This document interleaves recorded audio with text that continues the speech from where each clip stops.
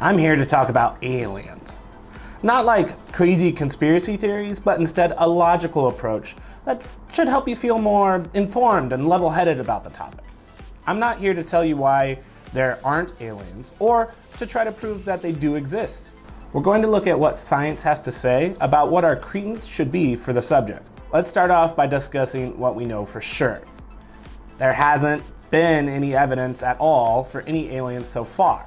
Now, you might dispute this claim, but we're using the word evidence as a scientific term. As such, there's yet to be any verifiable, repeatable, or observable evidence of any kind. If you're into conspiracy theories and don't use the same kind of evidence standards as science does, this might not be the video for you. Oh no! So for those who stayed, it's not gonna be all boring, mundane commentary. We do want to use some mental effort to figure out why is there no evidence yet. There's a term for this problem. It's called the Fermi paradox. Basically, if there are so many planets in our galaxy, why isn't the night sky teeming with aliens traveling and exploring around? I've gotten some really good feedback to kind of do actual points as I'm talking to keep things straight. I thought that was a good idea, but I have no idea what I'm talking about, so I'll just kind of throw that in. Number one, maybe it's a lot more rare than we think to evolve life on a planet. It could be the randomness of our first few moments, our extremely long odds. Maybe there are a lot of aliens, but they realize, like we're starting to, that space travel is extremely hard and not worth it. Simple things like cosmic radiation isn't something we even have good ideas for solving yet. Maybe it's far more likely that at certain tech levels, aliens, and eventually us, realize it's much easier and safer to upload our brains into a big computer where we get to live in a more hospitable environment where we can do anything we want. It's also possible that there have been a lot of intelligent aliens in the past, but at a certain point in their advancement of technology, someone, somewhere invented something that accidentally blows up the planet. Oops! It could be their advancements eventually lead to some kind of ultimate power experiment that isn't as safe as they thought it would be. But it doesn't have to end in extinction. It could just be something similar to Star Trek, where there are a lot of aliens and they do travel around, but they have to wait for us to reach a certain tech level before contacting us. Us dumb apes could blow ourselves up if they gave us a bunch of powerful new toys that we might fight over and kill for. Number 42. That brings us to an interesting fact about how could they even know about us. As far as we know, nothing can move faster than the speed of light. Humans started broadcasting radio waves about 100 years ago.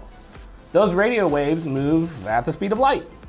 So right now, the very first signals are about 100 light years away from us in all directions. How big is that sphere of alien alerting communication compared to the galaxy? Tiny.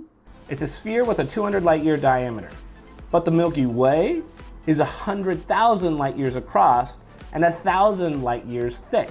So that is only about 1/5 of 1% of the total space in our Milky Way galaxy. Maybe our part of the galaxy is the equivalent of the Australian outback, and it just so happens that no one knows our little planet is humming along with people on it.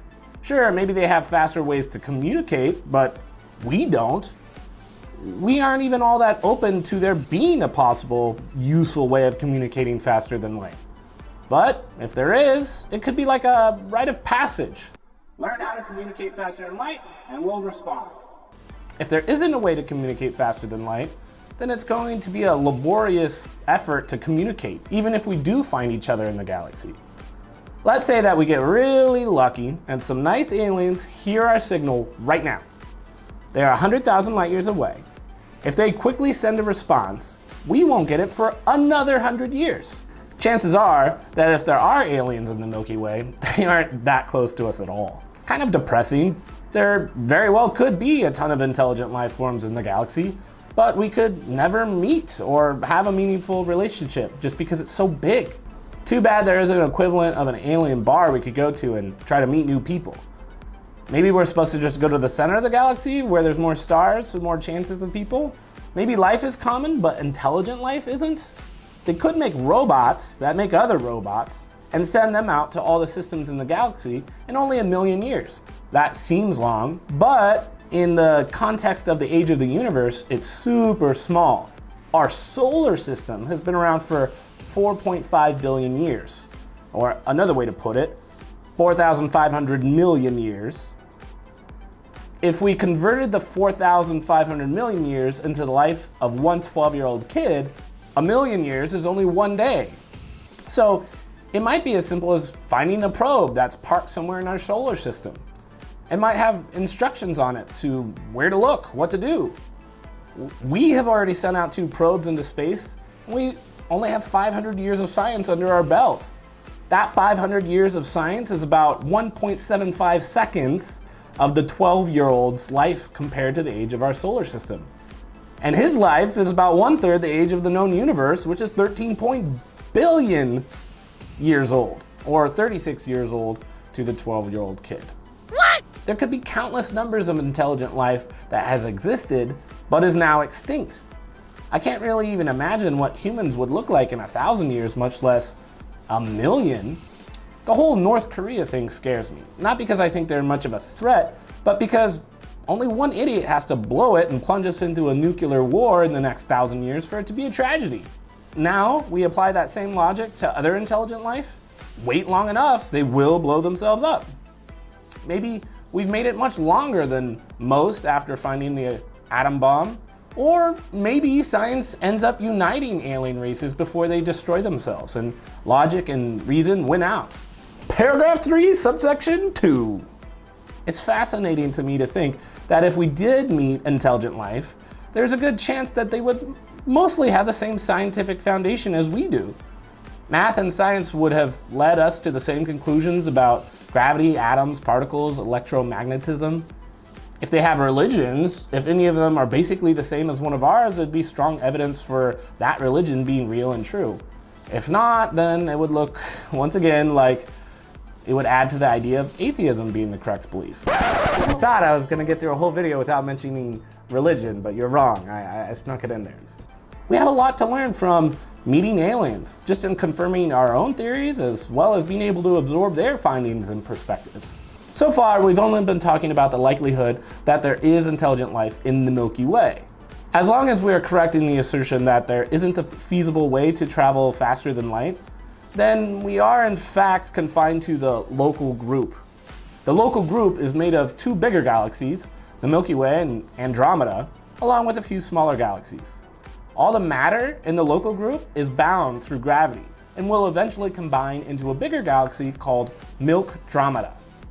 All the other 100 billion galaxies are too far away to have gravity pull them together. Instead, dark energy is pushing all the galaxies further away at a constant positive force. The speed at which the galaxies are expanding is always increasing.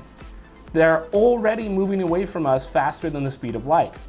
This seems counterintuitive at first because nothing can move faster than light, but then again, nothing can move faster than light.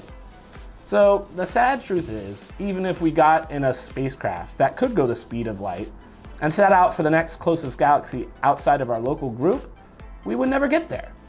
It would slowly accelerate away from us as we'd be stuck chasing it forever. Once you start to do the math, even for very, very rare chases of intelligent life, and expand it to all the galaxies and not just the Milky Way, it seems extremely likely that aliens do exist, and we just will never meet them.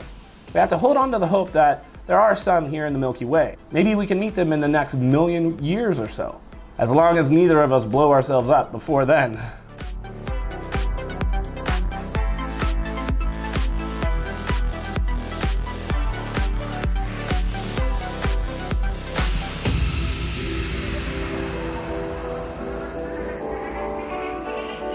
Hey guys, what's up? I hope you enjoyed this video. It's a little bit different than any of my other videos I've had before. So if you liked it, give it a like. If you have suggestions for other things I can do, go ahead and put it in the comments.